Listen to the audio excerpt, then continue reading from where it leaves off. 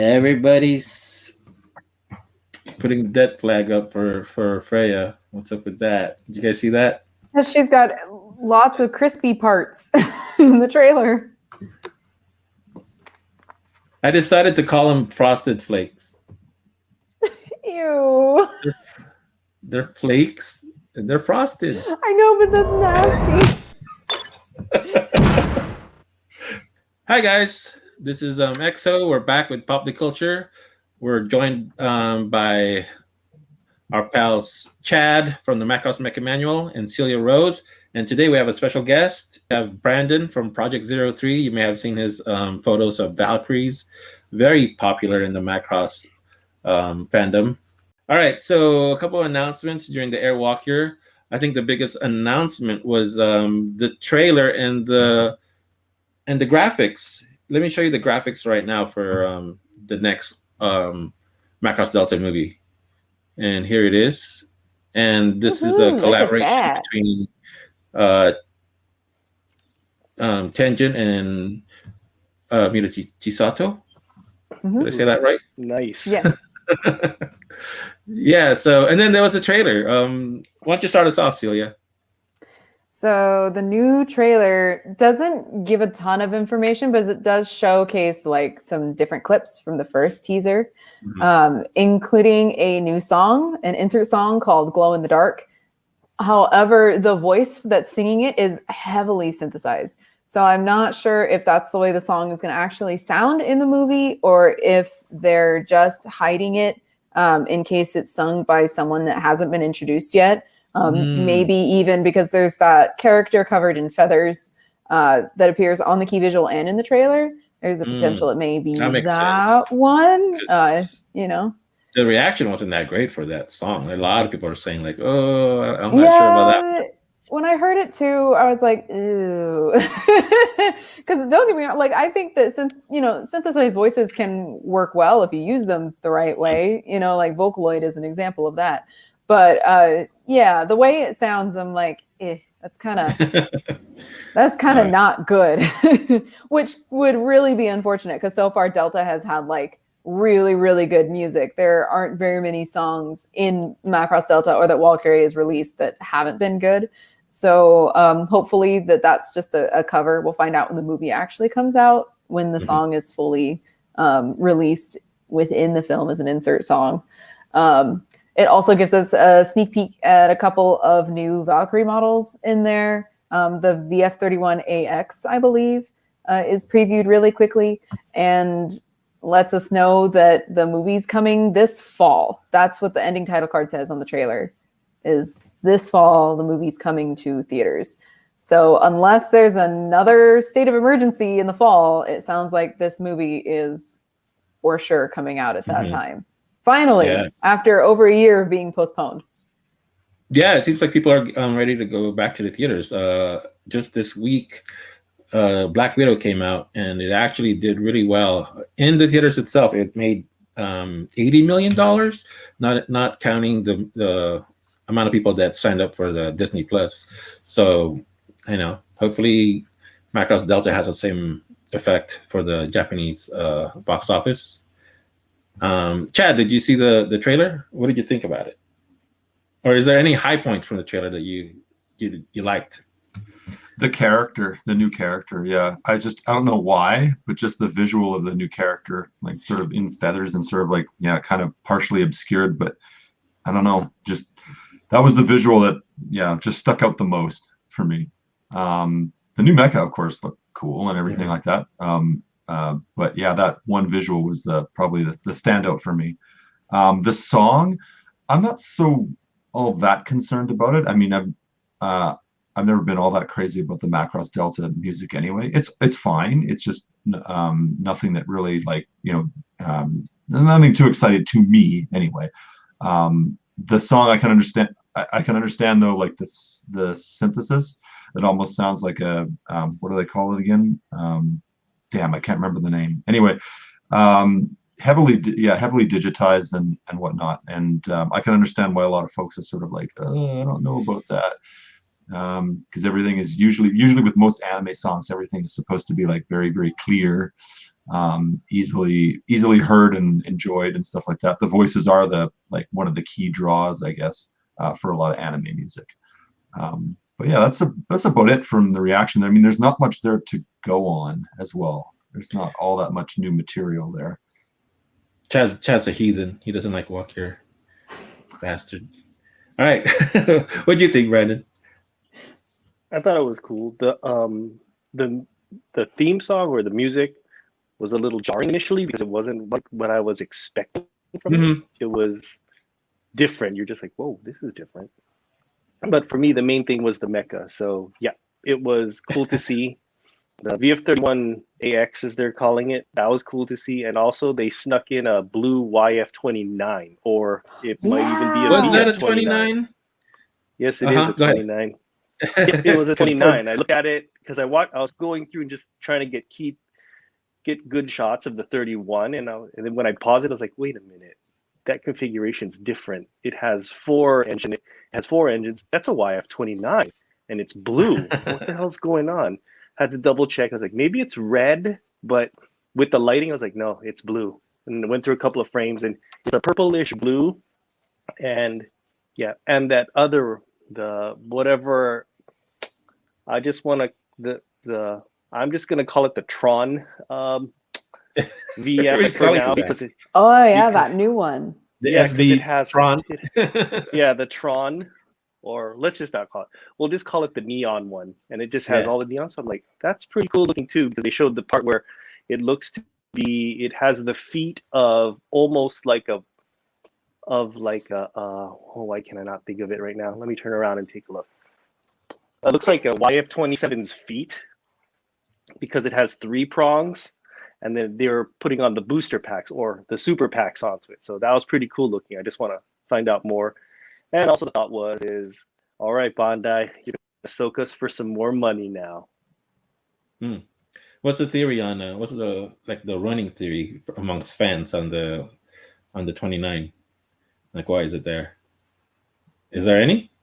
Actually, the only people I've seen talking about it are people in English-speaking fandom so far. Okay. But I also haven't gone digging to see if anyone in like Japanese Twitter or anything has noticed it. But right now, at least in the Discord servers I'm in, the top speculation is that it might be Max, because Max has a blue theme to his stuff. Oh, grandfather. He would be 8 because it takes place for. Celia, you're freezing a little bit. Okay. So one of the theories is that it could be Max because he has the blue themed, but he would be an old man. But Grandpa Max is one theory, and then another one is that it might be Mikhail Blanc because he also flies blue, and he's a bit more recent. So right now, those are the top contenders, at least in the discussions I've seen. Mikhail's dead though. He's dead. He didn't die in the movies. Go ahead, Red. It's Klon. She took over the blue. That would be sick, actually. That'd be awesome. That would be sick. I like that theory. No, for a moment there I thought it could have been Max, because I was like, well, he should be older, but we never know because they could do the whole you age less in space. Who knows how it works? But it could be that. Who knows? But blue, Mikhail was another one, but I was trying to figure out, isn't he dead or is he not dead? Movie says he's not dead. Series says he's dead. Which takes precedence, which is the confusing part. But another one is Mikhail, because he would be the closest one, because Alto got the 29, so it would be not very far off that Mikhail would have gotten one too. What if the YF-29 shows up? Or someone at Bandai said, we need to reissue this toy a 4th time. So put it in the show. Yeah, what if you see it on screen and you hear a little Yahoo? Then it would be like a running thing. Do Samu twice. Like Samu now is going to show up in every movie of every generation. Or they only show one blue YF-29, but later on a beige one flies by with a Yahoo. Oh no! Yeah. Which they've already released already, so it would be right He here. just keeps showing up to every battle. Right? That'd be awesome. Yeah. All I know is that this movie should be pretty interesting because they've introduced 2 new concepts just in the teasers alone, with the neon fighter and then with I'm just going to refer to them as the bird human. I know they don't match the bird humans from Zero, but it is the closest thing that I can think of to describe the person covered in feathers. So we already know that those 2 things are going to be introduced in the movie, and it's a direct sequel to the TV series. So there's going to be a lot of interesting stuff going on. And then you've got, the Valkyries with new images printed on the back, the new models where they all look like they get a version of the Kairos because it's the VF-31A. Like, this movie seems like it's being very ambitious with what it wants to do. So I'm curious to see what it's going to do, what it's going to be like.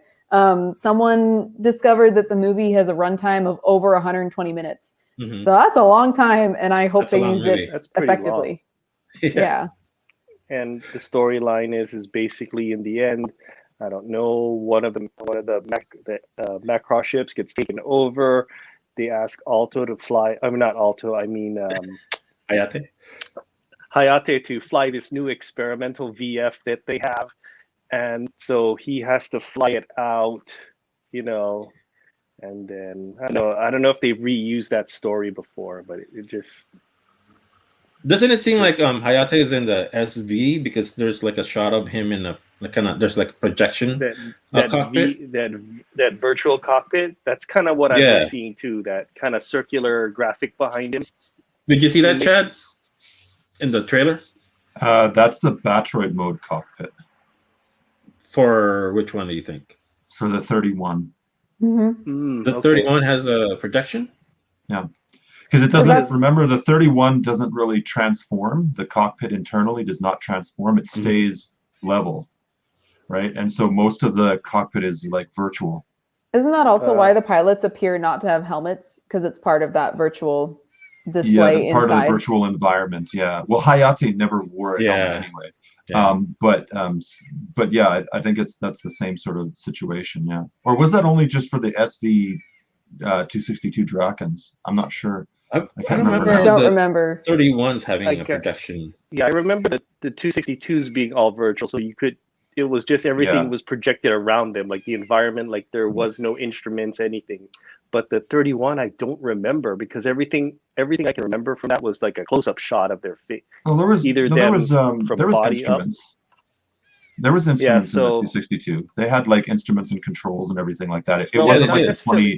But I meant it wasn't like the VF-27 in Frontier. The VF-27 in Frontier was basically like a direct, like, YF-21 kind of brainwave sort of situation, where it was just like jacked right into the cyborg pilot. But in Delta, they had like these virtual cockpits, and every time they'd take a hit, you saw it like several times with Keith and Bogue when they were in their cockpits. They'd take a hit, and all of a sudden, like the graphic environment around them would like shift and fizzle, and you would see them in their helmets for a second or two or something like that, and then it would readjust and correct itself. Yeah, I don't remember that in the 31 at all, having a projection cockpits. No. All I know I'm just is it's talking been about the 5 display. years since I watched the TV show, so I don't remember anymore. Yeah. I was just talking about not necessarily that they have like a virtual environment, just that when the VF-31 is in Batroid mode, it's more hot, like the surrounding, like all the inside surrounding the pilot is more holographic than it is when they're in fighter mode.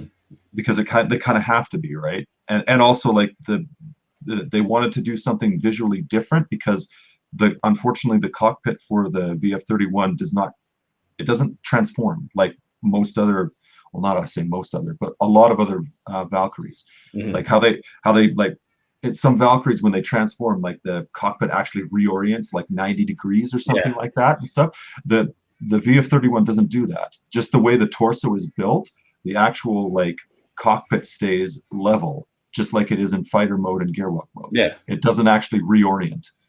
Okay. So there's no transformation. So they need something to visually distinguish the fact that when they show an interior of the cockpit in Batroid mode, it looks different than the cockpit during fighter mode. And the way they do that is by making it look more holographic. There's like less actual like material around them, like, the sides of the cockpit, the seat in the back, that sort of stuff. it's a little bit more virtual. Cool. Did you want to add something, Brandon? No, I'm good. let's Chad pretty much summed it up right. That was just basically yeah. So with the trailer itself, the forums have a lot of, especially the Macross Delta group, they're talking about the death flag for Freya, because you see that one shot where they're facing each other, and Freya has like the crystallization on her neck. It's almost like up to her face, right? So, like she has more of it across the back of her hand. Mm-hmm. Yeah, it's like, like fans are like starting to panic about Freya actually dying within the movie itself. Like, like, I don't know, what are the possibilities of that? You think they'd actually kill her off within the movie? I don't know, because that would also mean, like, if they got rid of a member of Valkyrie, that would mean no more Valkyrie activities with them together as 5. Yeah, they would have to like leave Minori off the concert, right? It's like, I don't think they're gonna kill her, but they may potentially tease that she's gonna die. Mm-hmm. Like, I have a feeling that it's gonna look like she is, but she'll be just fine, or they'll find a cure or something to fix it. It'll be the launch of her solo career. I guess, you think that they would, like, how they're getting like a 6th Valkyrie? You think that's like, hey, we'll just have you train her, Freya, just in case something happens. Your job's not being threatened. So I promise we're not trying to replace you, but we have to be prepared just in case. Yeah. So well, and I know that with the previous movie that people were worried that Freya was going to die, because there was a version of, I think it was Warakure ga Tomaranai, that didn't have Freya in it. And so people were like, oh no, they're going to kill her. And I'm like, well, she starts out not being part of the group. Like, there's a version of Koi Halation the War without Freya in it because it's the opening and she's not part of the group yet. Yeah, so I think that, they like to market it to make it think that something's going to happen to her, I think, because she's a fan favorite. So definitely, don't clutch those pearls too tightly. But also, I wouldn't be surprised if they decided to pull it just because they could. Because Kawamori, I mean, he did that with the Frontier movies, where he kept a secret how it was going to end from the actresses themselves and from Main and Megumi. Like, they didn't know who was going to win, and no one knew until they went and saw it in the theater. Yeah, it's just. So I wouldn't be surprised. It's not like Main was really in a coma and she stopped doing concerts, right? It's like, it's just a right. You know what? Well, no, because she came back to life at the end of the movie, Alex. That's why she sings the ending credits song. It's all these Mirage fans that are just salivating for Freya to die. Oh my They're all just like, oh, they can hook up now. It's like, oh god, that's so morbid. It is. I'm a Mirage fan, and I don't want her hooking up with Hayate. And also, it doesn't work like that. You don't automatically go to the next girl in line. It's just not only that, but do they really Mirage to be rebound girl for someone whose girlfriend died? Like, they do want that, rough. Though. They do want that. That's rough. It's just like, that's how you want your hero to win, by having somebody just be the default next girlfriend or whatever, standing in line. Yeah, no, that's not good for anybody. That's not romantic or anything. That's just sad, especially because, like, Freya is Mirage's friend too. Like, exactly. I feel like the people who were rooting for that completely forgot the very end of the TV series, where Mirage actually sacrifices her own feelings because she knows that Hayate and Freya like each other, and tells her, like, hey, you have to confess and I will support you, because if we don't, we're all going to die. Like, she knows that and admits it anyways. And, they have a friendship, and that's important. Mirage wouldn't, well, okay. We don't know enough about her character, honestly, to say that she would. We don't know anything about But Mirage. I don't think she's the type that would move in on Hayate as soon as Freya kicks the bucket. Like, that seems very out of character for her. I just think the ending will be they'll have the scene where Freya and Hayate are together, and then they'll say something, and then look into the horizon, and they'll just fade out. The credits roll. Done. Ta-da! Spoiler. Jesus. Buy our merchandise. Thanks, man. And then Is there anything else? All of a sudden, this Y29 shows up, and it's Alto, and he'll be like, "Hey, I'm here. What do you guys need?" He shows up too late. Too late. Well, Alto. Mirage needs a boyfriend. And then, Alto shows up on the SDF one. Hey, I caught a ride with this couple here. They found me somewhere. Yeah. Oh man, don't give people hope. If they think that the Mega Road's going to show up at the end of the Delta movie, then they'll continue to be like, it's supposed to do that. Like, no. You know that like most fans that's what they're rooting for with every new Macross production anyway. They're always like, will this one finally tell us what happened to the Mega Road? They do it the fans do it every time. Every time there's a new Macross anime, they're like, so are they going to like reveal what happened to the Mega Road now? So that one character that was the janitor, if you looked at his name tag, it was the same as Hikaru's. So I wonder if they're related. I wonder if that's the son. It's their own fault too. Like the Macross producers, they keep encouraging stuff like that. They keep dropping these little Minmay things and these little Lady M things and stuff like. With every new Macross anime, they're always like teasing the old school fan, like torturing, more like. But yeah, they're always dropping that stuff, so it keeps dangling a carrot which isn't actually there, which they have no intention of ever like revealing. Well, what they should do? Oh, go ahead, Celia. Well, what sucks about Lady M in particular is that's not even the Macross like staff team's fault. That's a fan subber's fault, because the staff created Lady M and had no intention of ever revealing who she is or any more information about her besides that she's Lady M. And that she's funded Walkure. And that's something that they have said before at talk shows. But the fan subbers that worked on Delta were the ones that made the stupid joke that Lady M is Minmay, and now everyone takes it as fact and has been running with it for the past 5 years. So that's kind of a pain in the rear to deal with, honestly. You hear that, fan subber? We're gonna get you. We'll find you. That's okay. They're probably not doing it anymore. I think Delta was one of their last projects, because by the end of Delta, they came back just to do Delta, right? Yeah, and by the end of Delta, they went from like 3 guys working on it to 1. Like there was one guy who was doing it by himself. One guy's like, I still gotta watch this crap. Right. Oh my God. So bad. Yeah. Thank goodness we have official subtitles now.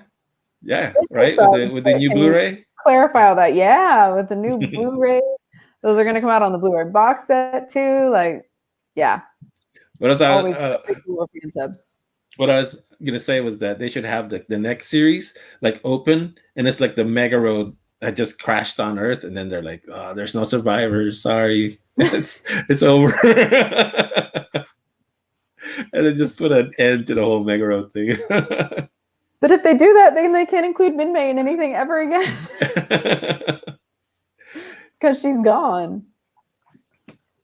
You just gotta do it for the story. You just gotta sacrifice. We'll have like what do you call it? Afterlife concert. Everybody that's gone. All right. Is there anything else about the Halloween? Is there anything else about the trailer you guys want to talk about, or that's pretty much it, right? Yeah, I think that's about it. Cool. It teases some, kind of gives you a look at some of the animation that they didn't show you before, but still doesn't really give you any other information about what's going to happen in the movie. So that's good. Oh, the other one was the other thing that I wanted to just pick up on was just who does the fifth VF-31 belong to? Yeah. Or the first, because it's like, wait, is Messer dead in this one? But there is a 5th one. I don't know what designator, because I don't want to say 5th in numeric designation, but the 5th. There's 5 of them. So that means because someone has to replace Delta 2. Yeah, but they haven't showed like any art for it, right? But on they show the 5, they have the 5. Yeah, in the art pad there's 5. So I'm like, who has that one? I'm betting Vogue. You guys want to do bets? I'm putting my money on Vogue. Please. It's Chuck's Like, sister. That okay, would so be awesome. I think Hayate is probably gonna get scooted into Delta 2. And then Vogue, this is my theory. Vogue will be the in new Delta number, 5. I'm sorry. But I think the Modex number on his VF-31 is still Modex 05. Mm-hmm. There's So also still 05. There's also a Delta 6 in the previous teaser.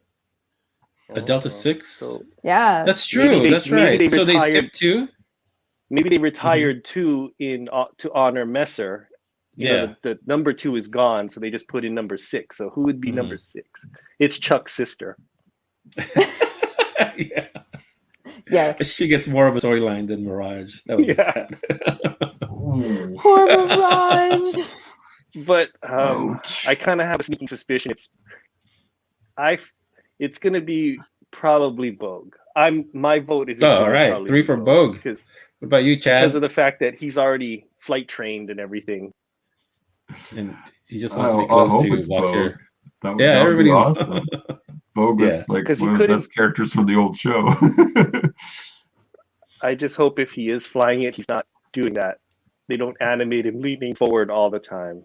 Mm-hmm. But that's his trademark. No, they have to like lunge forward and yell, "Oh no!" Like that's his thing. He needs to do that when he flies a Delta flight too. We should do that for the show. Hey guys, we're gonna have to turn this podcast up.